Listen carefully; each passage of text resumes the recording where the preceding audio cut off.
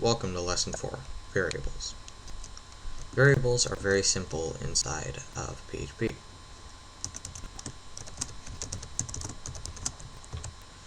All we need to do is have the $sign and then a variable name. That's basically all you need to do. Now, variables cannot start with a number.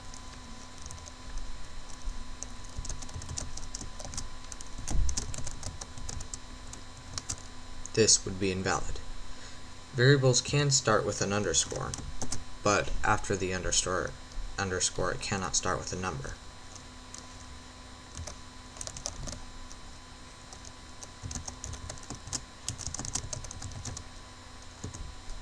However, it can start with a number score and then some letters. And also, you can have letters and then numbers.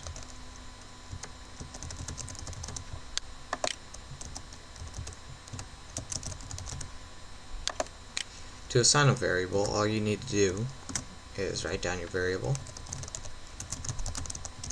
and then equals, and then whatever you want it to equal.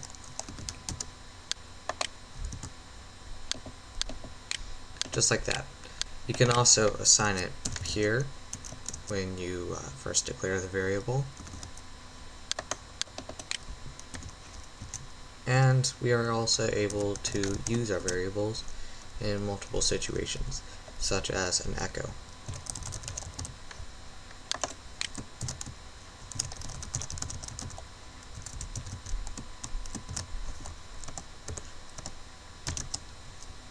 We put a period in between our string, our main echo string, and the variable. This basically connects the two. Of course, you can also just do echo variable. That works too.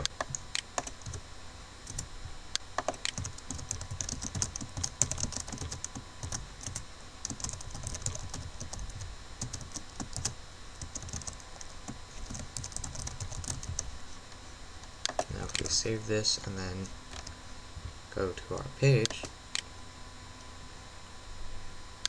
oh yes, of course, our invalid variables are causing some problems.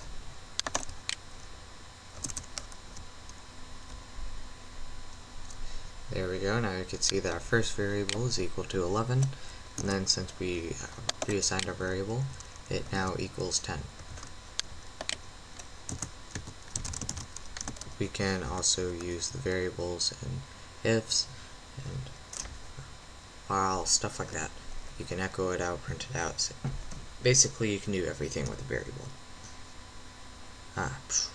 Also, combining, just a quick little tip, if you're using HTML, let me write up our little tags.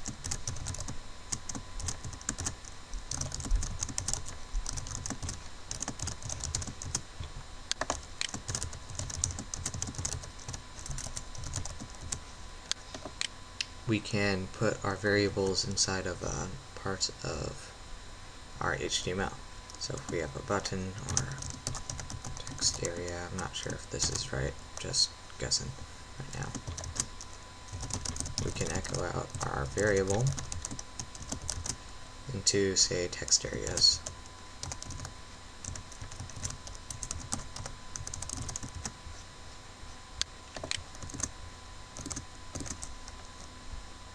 And perfect. Now this is our text area, and you can see that we echoed out our variable into here. We can also have multi-line variables, just like this. Var equals. This is line 1.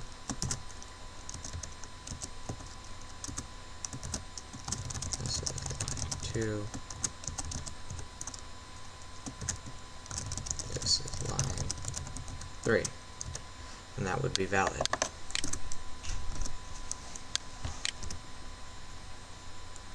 Oops. Small problem. Forgot to end it. There we go.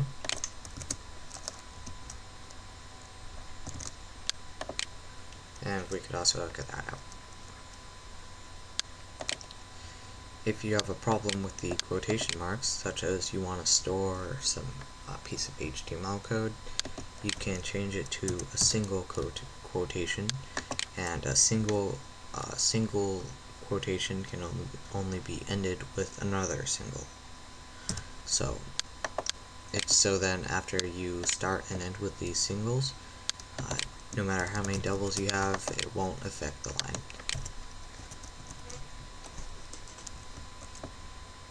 That is basically all for variables. Thanks for watching.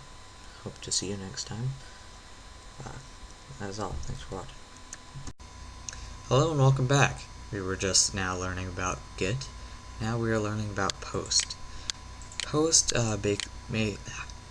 basically makes it much more secure for your site.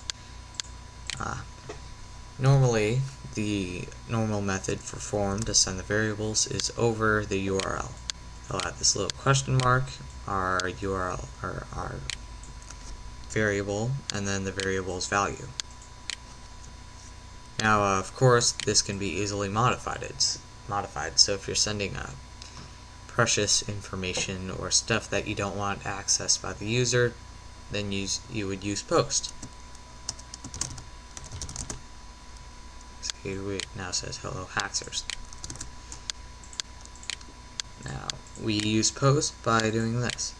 Under our form tags, we do method equals post. This basically turns into a post. And basically we switch get to post. That is all there is to it. Personally, I use post for just about everything. And I mean everything. Get is sort of useless now. You can see that this little thing doesn't do anything now because we're not checking for it. We're not using it. Now we can do something like Sean, submit, and you can see that it still has the same result, but our user cannot access it in the URL. Now, one tool built into stuff like Chrome and Opera is the inspector element. Now, this is a tool that basically lets you modify the current information of the page. Like I can right-click, inspect element, and I could change this live.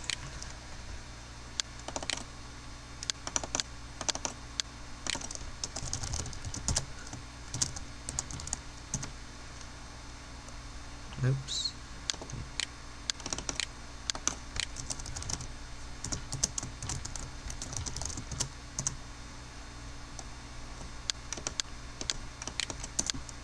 Just like that.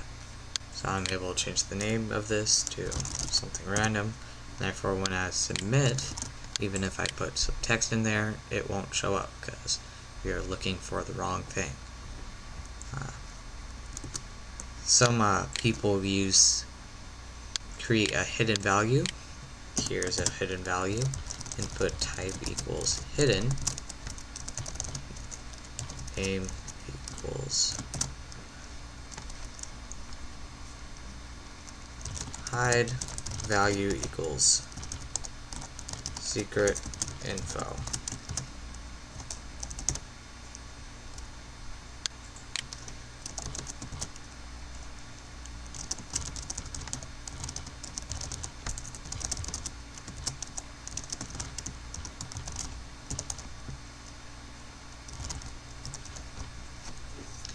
Now we don't want the user to be accessing this secret information,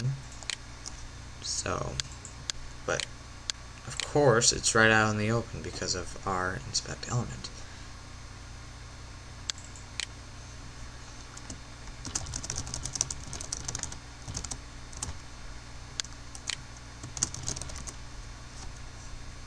On the secret info is you have been hacked. That's bad. One way to battle this is to only allow the variables that you assign. So that means if you have something called like do, which is what you want your script to do, such as register or login, then only allow the variables register or login. Otherwise, completely ignore it. Don't use it, unset it, stuff like that. that is all. Thanks for watching. Forms is amazing. That's all. Welcome to tutorial 2, installing XAMPP on your computer. Now XAMPP is basically a tool that you can install on any OS, or most of them. Pretty sure they have one for Windows, one for Linux, and a few for the other types. But basically what it is it makes it so that you can run Apache, MySQL, and PHP on your computer. This is useful for two purposes. The first is developing. Say that you have this amazing idea, but you don't want to invest the money into a web server yet. You can create your idea and test it all, and see if it works, if you can get it to be fully functional, and then you can set up or buy your server. But also, it's to test your scripts if you don't want to waste the space on your web server, even though PHP files are incredibly small. But anyhow, it's just you. Okay, so first of all, you will need to download it. Download it for your OS. I recommend the exe file, or the executable. And once you're done installing, I installed mine on the C drive. It will open up this, and you just choose whatever you want. But once it comes down to the last part, start the XAMPP control panel. I chose yes, and this little panel will pop up. This is where you can run your stuff. And so basically we'll run Apache and we will run MySQL. And from here we have our shell access, setup, port check, explore, CSM or SCM, refresh, help, exit. Explore opens up our file path to the files that we use.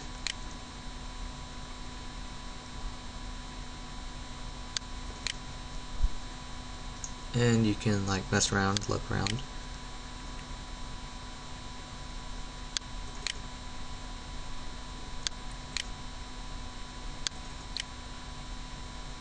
And htdocs is where we store our stuff, our scripts that we can run on our computer. Now, a lot of people, before they figure out XAMPP, they tend to just save the files to their computer, and they're like, what the heck, it won't run. Now, that's because your computer does not have a PHP compiler built into it. You will need to install one. And personally, I think XAMPP is the best.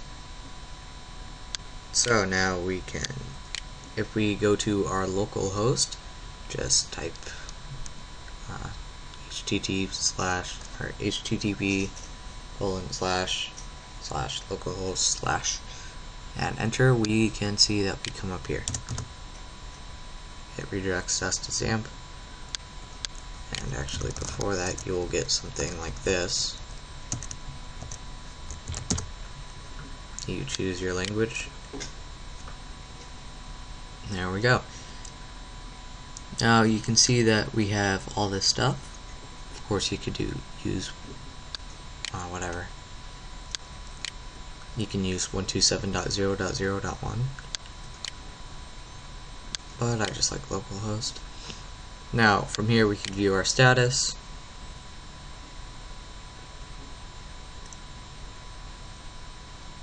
Just like that. Our security, documentation, components, PHP info. Actually, we should view this. We have PHP version 5.3. It's perfect.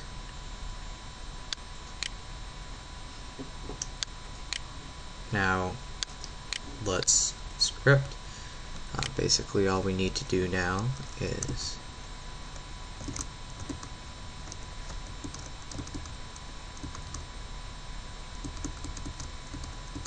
open up our HTC docs, and you could write your PHP script right in here. For instance, that one's right there. I have no idea where it leads to. Let's go. It's just a small little redirect thing.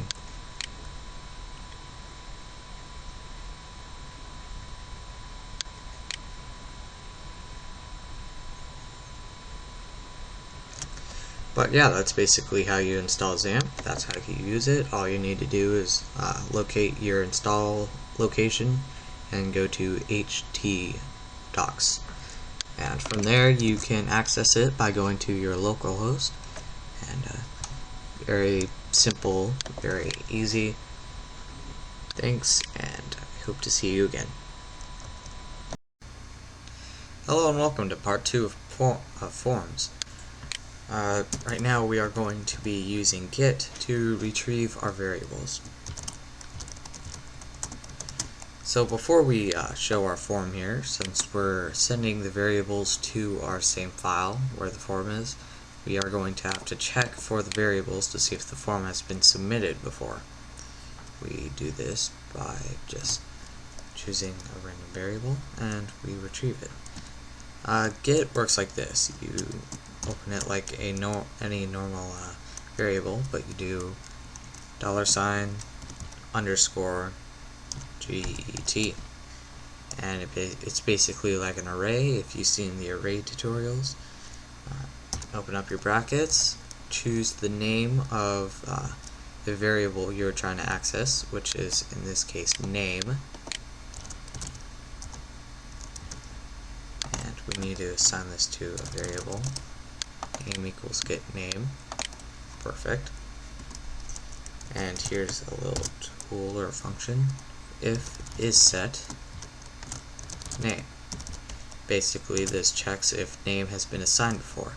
If it has, then it means that our user has submitted the form, therefore assigning a name to name.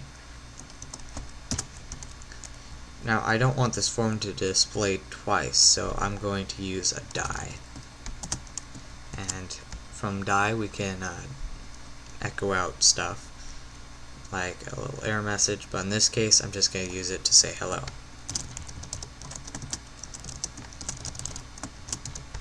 Just like that.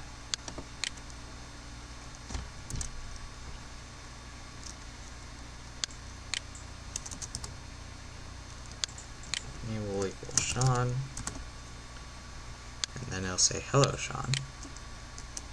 That is all for the Git tutorial.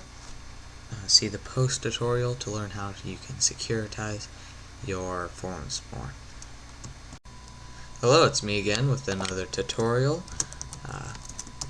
In this one we're going to be learning about PHP arrays. Arrays are useful for storing data or variables and making it really small and really easy to access them. Let's take a look at an array.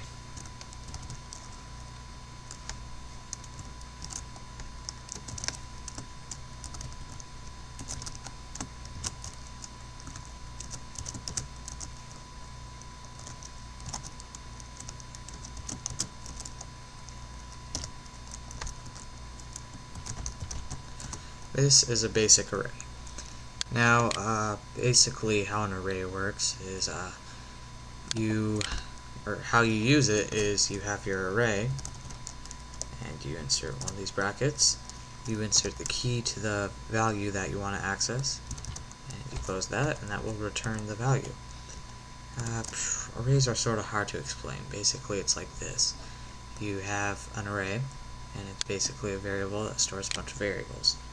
I'm just going to explain this really simple, but basically you designate like an ID or whatever you want to call it, and you give that ID a value. You can do this over and over, so you can have something like an array where you have an ID of username, an ID of password, an ID of email, and therefore later on when you want to access it you can do something like info email, and it will pull up the value you assigned for that email value or email variable. So you can change stuff like this, and then our variable, we can also do stuff like strings, x equals 5, whatever we want to have it. And of course we can just echo everything out. We can echo out whatever we want.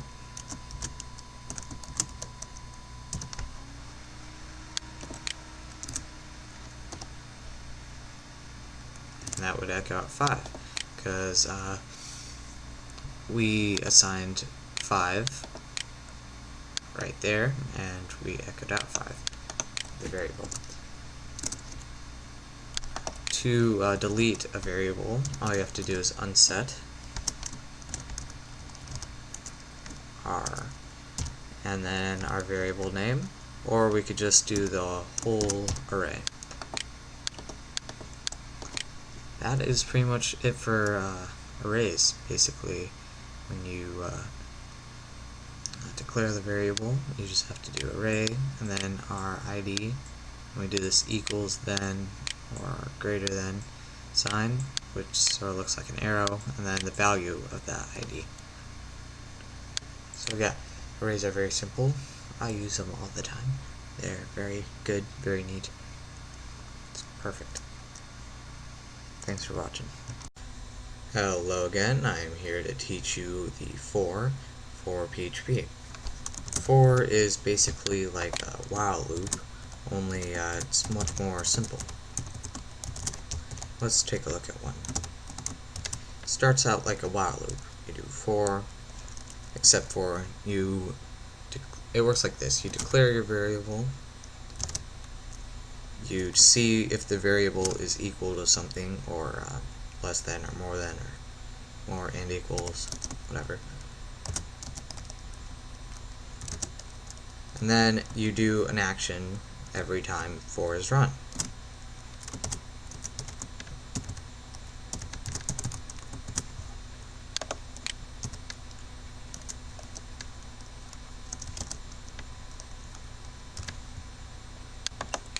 So basically, a while loop will have to have a variable out here, and then we'll have to say that variable equals this, and then we'll have to, this part would be in the while loop, and then down here you would have this part. But instead of wasting those 3 lines, or the extra 2 lines, we can use our for, which puts it all into one little line.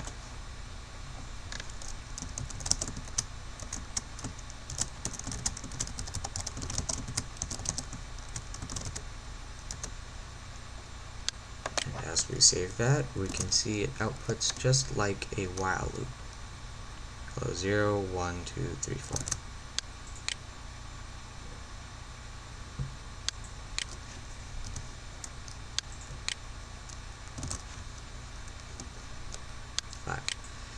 That's basically all there is to it. Yeah. Thanks for watching. Hello and welcome to Lesson 3, Learning PHP Syntax. Today we're going to be learning the basic syntax of PHP and stuff such as the opening tags, commenting, stuff like that. So first of all, let's create our PHP file. Actually, this would be 3.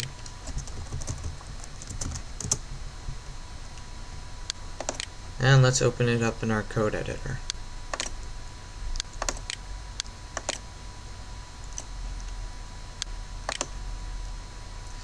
Now, the opening tags of PHP are rather simple. It's just the less than mark, question, PHP. That is all. Now, of course, if you have short tags enabled, you can remove the PHP from that, making it a lot shorter. And if you're inserting PHP into HTML, then it will make it a lot shorter for you, which will be easier to read and such and such. But just for this, we're gonna make it like that. And then to end it, we do our question mark and then greater than sign. Okay, so let's start on comments. Now, the regular // creates a line comment, just like this. Comments are not read by the engine, so they're not processed. It doesn't really do anything except for it's for your own benefit of labeling your code. Of course, a lot of people like to name the creator, what it does, stuff like that. It's really useful for if you're selling your PHP scripts. Okay, now that's a regular line comment. Here's a block comment. Slash and asterisk, or star, asterisk, slash. That's basically it. And right in between here, you can have anything and it won't be rendered. Of course, for neatness, I usually insert these. Just looks a lot better, in my opinion.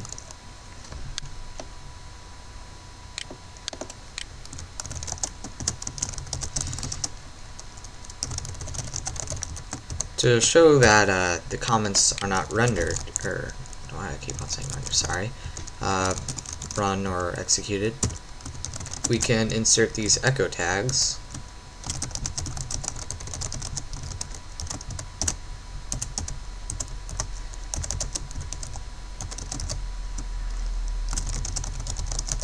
And also put an echo inside of one of our comments.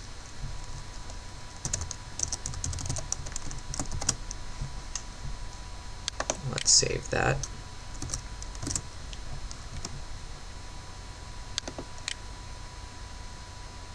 That was comment 1, that was comment 2.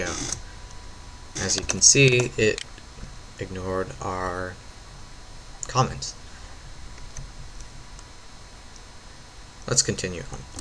Most PHP is written in between or inside of HTML code, but a lot of people disagree or say that we shouldn't do this, as for it makes sort of a mess.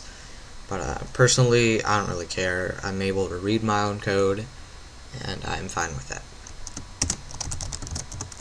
We would wrap it in normal HTML tags. I'm not gonna get all fancy with them.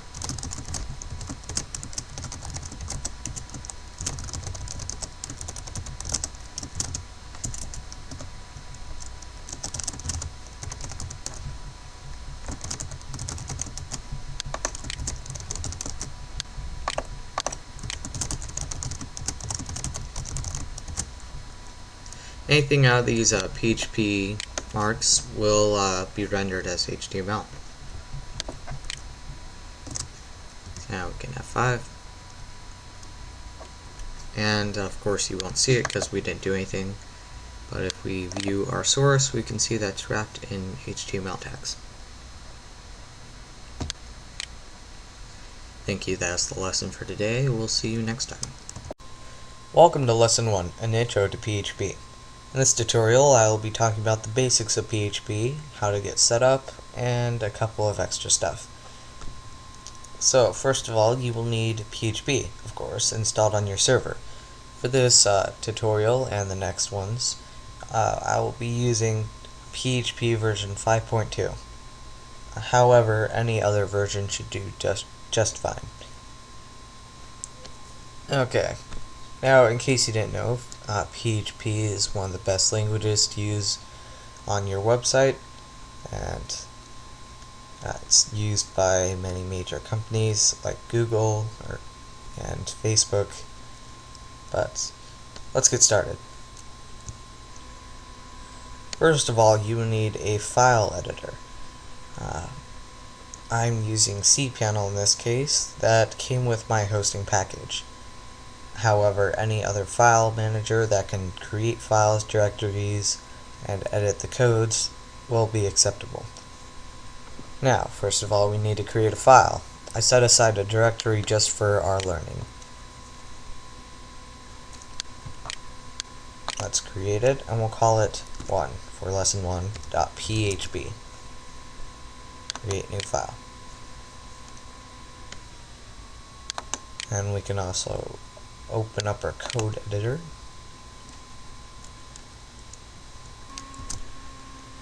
And we can see that we have nothing in it so far because we didn't write anything. Okay, so now if we open up our directory, we can see that we have this one file. And if we open it, you'll see that we have nothing.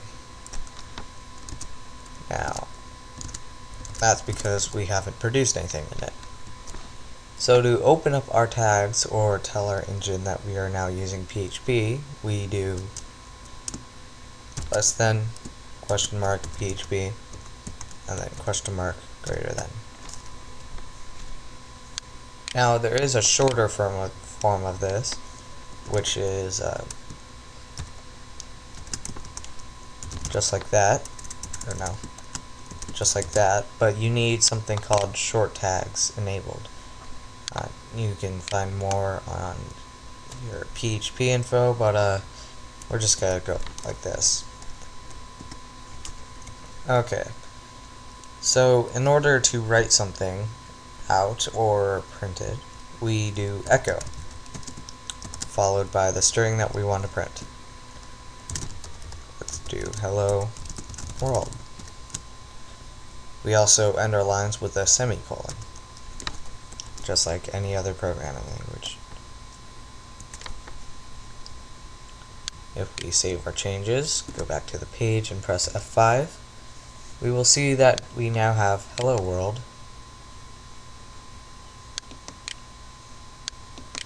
But if we view our source, you can see that it's just hello world. This is because PHP is server-side. It doesn't, you will not see it in the source because you don't ever see the PHP. Whenever you call the page, your server will run the PHP and PHP will create an HTML file based on the output. It's basic input and output, basics of programming.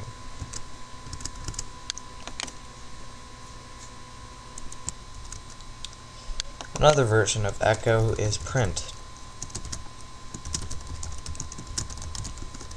However, studies have shown that print is indeed somewhat slower than echo, so echo is the main thing used.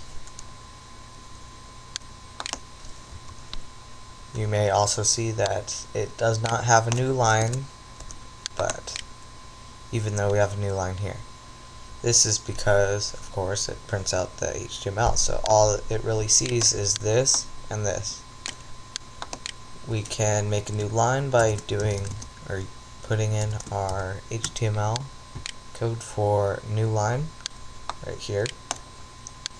And of course, you can echo out HTML.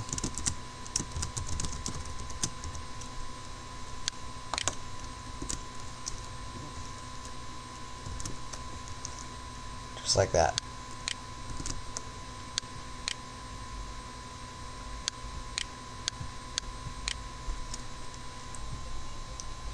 That concludes our tutorial for today.